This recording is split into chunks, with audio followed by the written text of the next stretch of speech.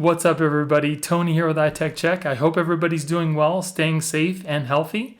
Today we're going to be taking a look at an indoor security cam, the 1S by SimCam. They did reach out to me to do this review for you guys today, but I chose this to do the review not just because it's another security camera, but it's got a lot of cool features. It's a 1080p camera, it's got facial detection, it's got pet detection, it's got car detection, it's got pan and tilt, object tracking. It works with Amazon Alexa, IFTT, and Google Home. So it's got a lot of cool features. I'm really excited to test this out for you guys today. But first, let's go ahead and see what you get inside the box. Okay, so here we have our little manual. Here we have our power adapter. This uses 12 volts, 1 amp. Looks like it's a little mount. And here's the camera. Looks like it's got a little speaker on the back here. It does have two-way audio. Some screws. Here's the plastic base. And some 3M adhesive. And that's pretty much it. So another nice thing about this camera is it does support 2.4 and 5 gigahertz Wi-Fi signals, which a lot of the security cams that I've tested, they only do 2.4 gigs. So that's definitely a nice feature. It also has local storage, so you don't have to pay for any cloud storage services. It has push notifications to your phone, and it also works with Android and iOS. So if we take a look at the back here, you can see that there's a little cover that you can take off, and underneath that is a 16 gigabyte micro SD card, so it does come with local storage. This also comes in 2 different colors. If you don't care for the black, it also comes in a white. So what I'm going to do now is I'm going to go ahead and go through the setup process so you can see what it takes to set up, and then go over some of the features of it. Okay, so the first thing you're going to want to do once you unbox this is go ahead and get the little manual. Open it up to this page right here where you see this little QR code. I'm going to take my iPhone here. All you do is open up the camera app, point it at the page, and then it'll ask you to open this up in Safari. We'll go ahead and do that, and it'll take you right into where you can download the app. And you should be able to do the similar thing with Android. Okay, so now that we have our app downloaded, we're going to want to go ahead and plug this in. Here's the little power port here. It does have like a little rubber gasket on there, so it might be a little hard to get this in, but we just need to go ahead and push that in there.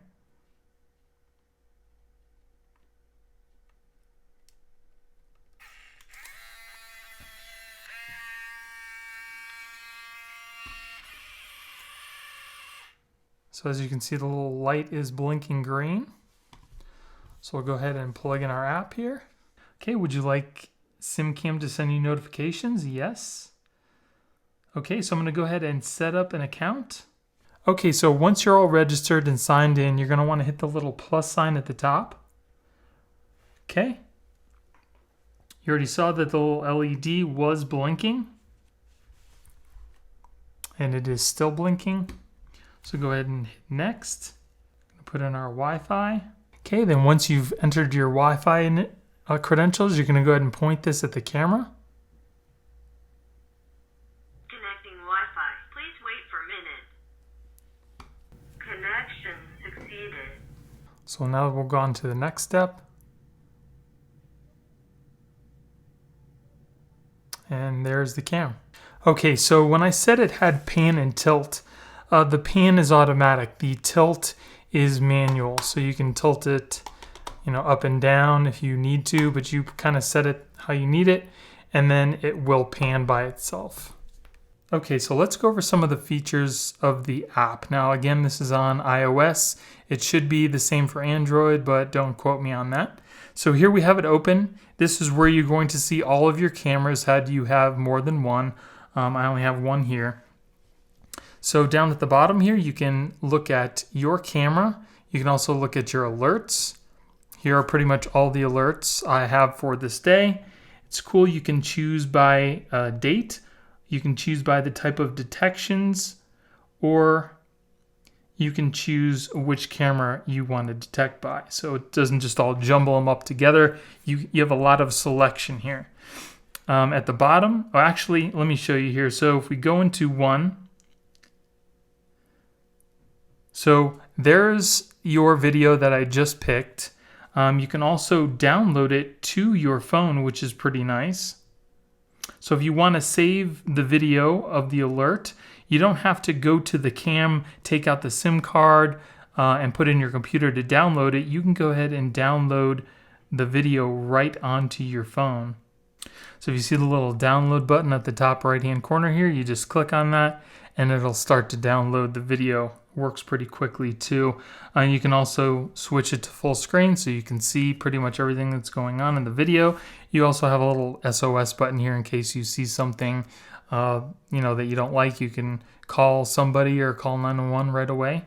And there's a little detection that I just got from the camera that's upstairs.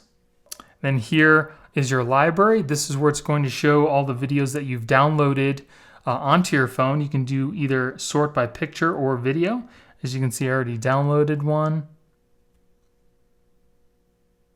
And you can also throw it away if you don't want it anymore too. So that's pretty nice. And then we'll go into our settings here. So here we have our sub accounts that we can make. If you want to maybe give them out to make, other family members' accounts. Your facial recognition settings. We'll choose this camera here. As you can see, there's my mugshot. I've already put my face in here, so when it detects me, it will say Tony when it shows you the alert for a person detected. So as you can see right in these 3 little clips that were detected, it does say my name because I did put my face inside of the application to detect when you get close enough to the camera for it to detect your face. Now, it probably won't detect a face if you're kind of just passing. You kind of have to be looking at the camera and close enough for it to actually detect your face. And you can also add more people with the plus sign there. And then, of course, you have your device list if you have more than one camera, your safety verification. This is if you want to, lock the app with a gesture, or if you want to use your face to unlock it instead of letting anybody just use it. Your emergency contact you can set, customer feedback, and your instructions in case you need to see how to use certain buttons on here. AI Life, you can also use this again with Alexa, Google Assistant, and IFTTT. So if you want to see who's on the other end of the camera, you can say, Alexa, show me SimCam video, and it'll go ahead and stream that video directly to your Alexa device if it has a screen. So let's go back to the camera here. As you can see, we have some more buttons on the bottom. Private, this is to shut the camera off if you don't want it on anymore. Detecting, I have it detecting pedestrians, or pretty much people. Anybody that goes in front of the camera, it will track it. So when I was testing out this camera, I really did notice that it did a very good job detecting people and staying with that person until it couldn't track them anymore, whether it be a person going off, the screen, or the camera not being able to totally rotate the full degree to track the person. But where I did notice it has a problem is when there are 2 people being detected on the screen at the same time. It tries to always keep the person center, and when there's 2 people that are too far apart, it kind of shifts back and forth like this to try to keep the person centered. Now, I'm sure this can be easily fixed by some software tweaks, but as of right now, this is what happens. LAN mode, this is to turn off the live streaming. And in this mode, you will only be able to access your camera from within your Wi-Fi network. So if you're out somewhere, you cannot check your camera. You can only use it while you're at home, which is, I guess, better for safety reasons. And then let's go to our settings here. Here we can see we have the device name, and then here is the device settings. You can change the luminance, the contrast, saturation. You can mute it. You can flip it vertically and horizontally in case you have it upside down. You can disable night vision and pedestrian tracking. Now, for night vision, I've noticed if you have the camera pointing outside from your home behind glass, you're going to want to shut off the night vision because it's going to show you a glare. It's just going to show you the infrared vision or LEDs directed back into the camera, and you won't be able to see anything. So you're going to have to externally illuminate the area that you want shown in the camera if it's behind glass. Now, when it's inside your house, you can turn on the night vision and it works really well. This clip is an example of how well the night vision tracks at night and how well the night vision illuminates a totally dark room. Now, I know it looks lighter in this room than it really is, but this room is totally pitch black. The light that you see from the curtains is being highlighted because of the night vision and how well it works. And as you can see, it puts a green box around the person that it's tracking, and for some reason it's saying that the couch is a vehicle.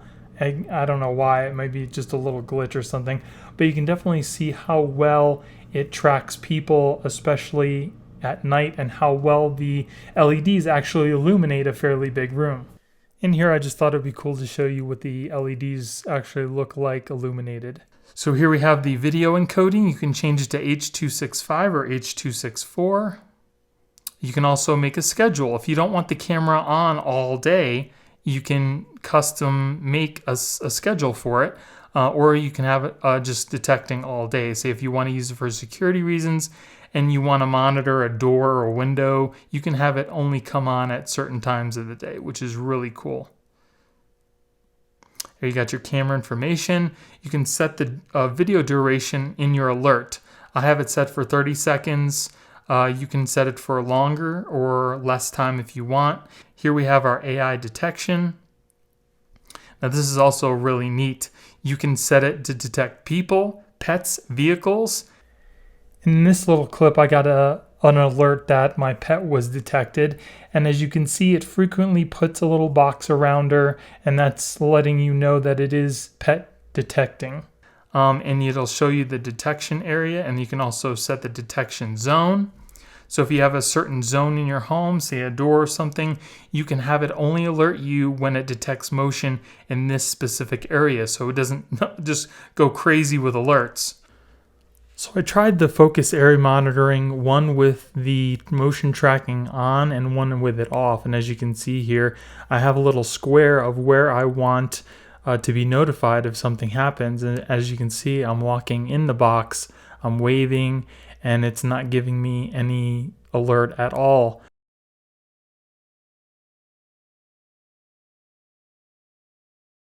Then I tried it with the motion tracking on, and immediately, as soon as the camera saw me walking into frame, it moved the area that I wanted tracked onto me. So that didn't work either. And then I also wanted to try it without the night vision on and with all the lights on, and I seem to get the same outcome. I can't find a difference between the focused area monitoring and the motion tracking.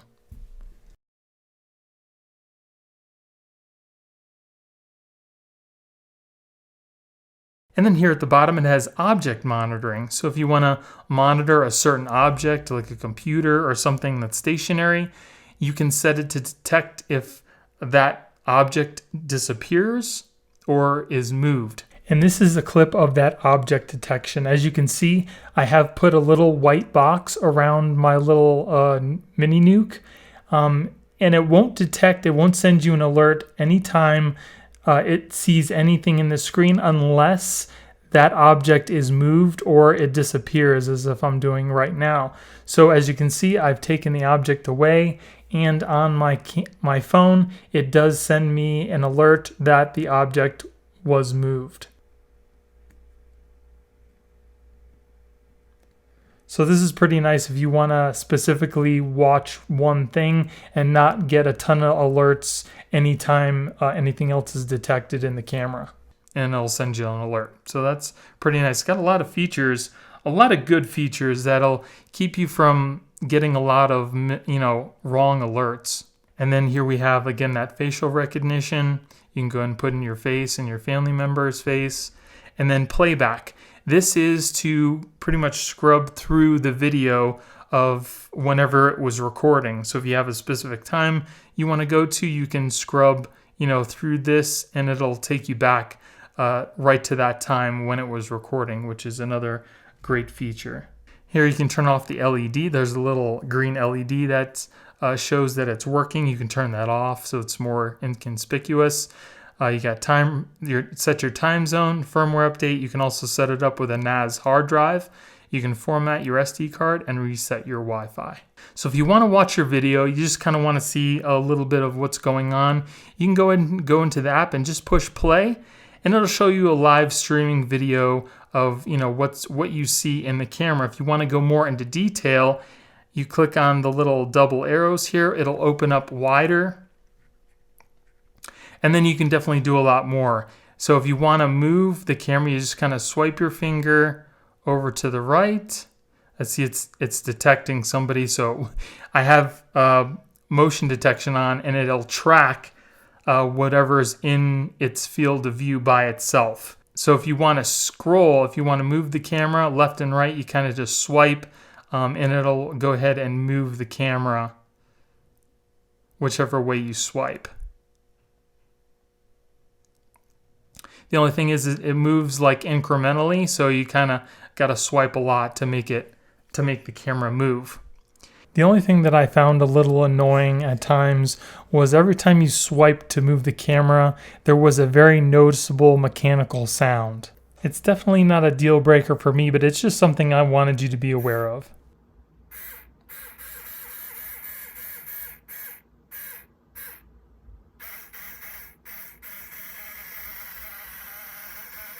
So if we look down at the bottom here, we have a lot more options. Here you can turn the sound capture on and off from the camera. You can also take a picture. You can record video. You can also turn on the two-way voice. So this is a little sample of what it sounds like when you're talking into your phone to talk to somebody through the camera. And this is an example of what it sounds like somebody talking into the camera from about a couple feet away. Here you can also track an object or a pedestrian, and then if you want to hit the alert button, it'll go ahead and make an alarm sound.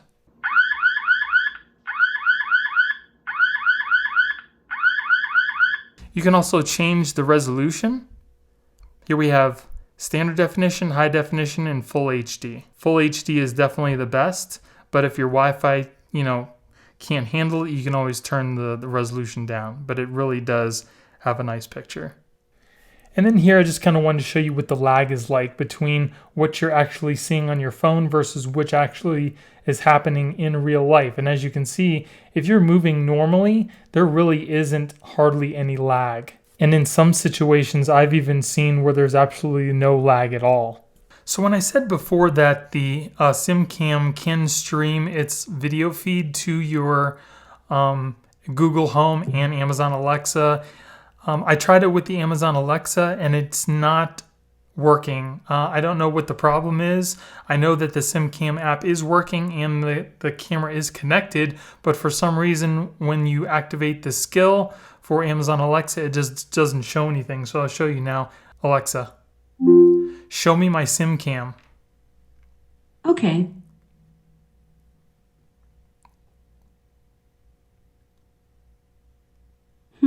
The camera isn't responding. So she says the camera is not responding, but I know for a fact that it is because I have my SimCam app open here. So we'll go ahead and connect to the camera. So as you can see, the camera is connected and we can move it. So it's live streaming fine. I don't exactly know what is going on with the Amazon Alexa, but I definitely know that it is working. It's just having trouble streaming the video feed to the Amazon Alexa. So now that you've had a chance to see all the features and it in action, I'm going to go ahead and give you some of the things I liked and some of the things I didn't like about this camera. For starters, the picture is pretty good. It's about the same quality as other in-home security cameras that I've reviewed.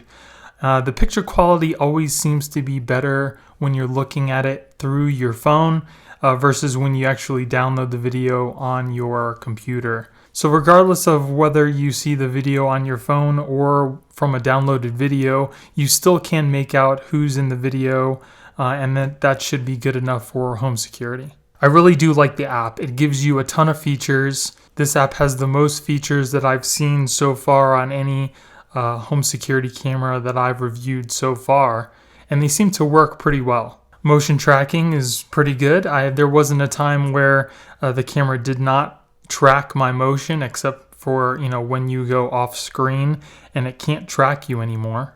And the alerting on your phone works well, and it's very intuitive as to how it takes you directly to the video that's associated with that alert. I also love the fact that you can have it alert you when an object is moved or taken, so you don't have to get like a ton of alerts if somebody walks into the screen or something like that.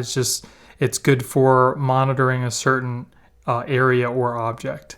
The night vision is also really good. It definitely lights up a good size area, so you don't have to worry about not being able to see something when there is absolutely no light at all. And the video lag. Like I showed you, it has very low video lag, and in some situations, I've had it where there's really no lag at all. And out of all of the video cameras that I've reviewed in the past, this actually has the lowest lag that I've seen so far. Now, there are definitely a lot more pros than there are cons, but there are a couple cons that I wanted to tell you about. For one, it is pretty loud when it rotates, as you could hear in the video. Another one is not being able to get the video to stream to the Amazon Alexa Echo Show. Again, I don't know what was wrong. I haven't had a lot of good experience with other cameras being able to stream as well, so this is definitely not in a class by itself. There are other problems with other cameras. And the other thing is, I like total 360 degree pan and tilt. This does pan about 360 degrees, but you have to manually tilt it yourself. So if it's in an area where you kind of wanted to see, up or down, you have to physically walk over and kind of tilt it yourself, which is not convenient in certain situations, but it is what it is. So that's pretty much it, guys. I also will be putting a link in the description in case you guys want to check this out yourself. And if you guys like me and you want to support my channel, please use those links because it helps me keep purchasing products to do reviews for you guys. I hope you guys enjoyed the video. If you did, give me a thumbs up. Don't forget to subscribe and hit that little notification bell to let you guys know when I put out new videos. Thank you guys for watching. I hope you have a great day, and I'll see you in the next one. Later.